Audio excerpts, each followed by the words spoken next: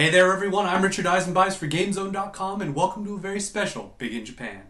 I just got back from my first day of TGS, so let's take a look at the big RPGs of the show. At the Square Enix booth, they had their 3 big titles in a closed-off area.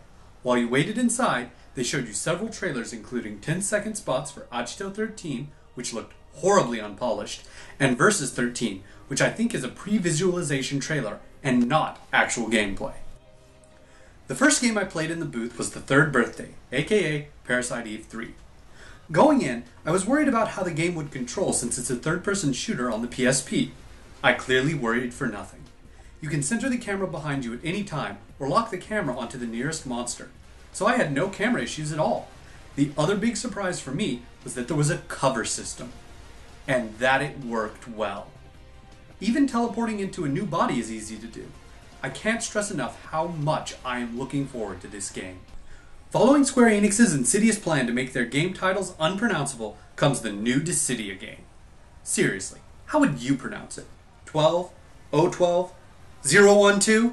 Of course not! The correct pronunciation is Duodecim. I mean, duh! Anyway, the big news with Duodecim is the inclusion of Kain from Final Fantasy IV, Tifa from Final Fantasy VII, and Lightning from Final Fantasy XIII. Notice anything missing?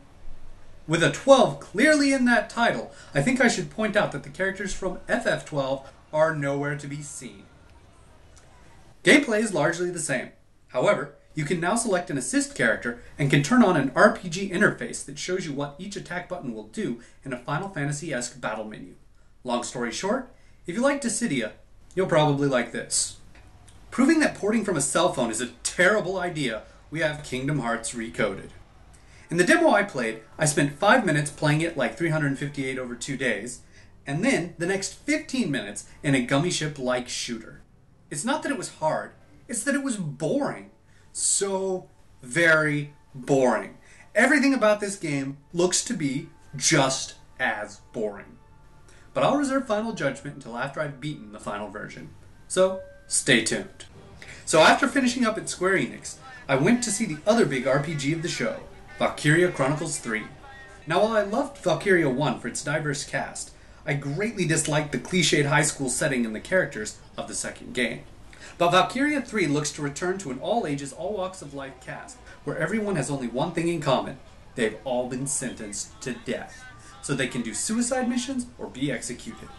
It's Dirty Dozen the video game! Let's go kill us some Nazis! Oh, and the graphics look better, the dialogue scenes are more dynamic, and the battle system is excellent as always. But really, who cares about that kind of stuff? Well, that wraps up day 1 coverage of TGS. If you'd like to know how I felt about watching a live demo of Shadow of the Colossus HD, or freezing Fallout New Vegas on both a PS3 and 360 at the show, just shoot me a line. Anyway, I'm Richard Eisenbeis for GameZone.com. Peace out.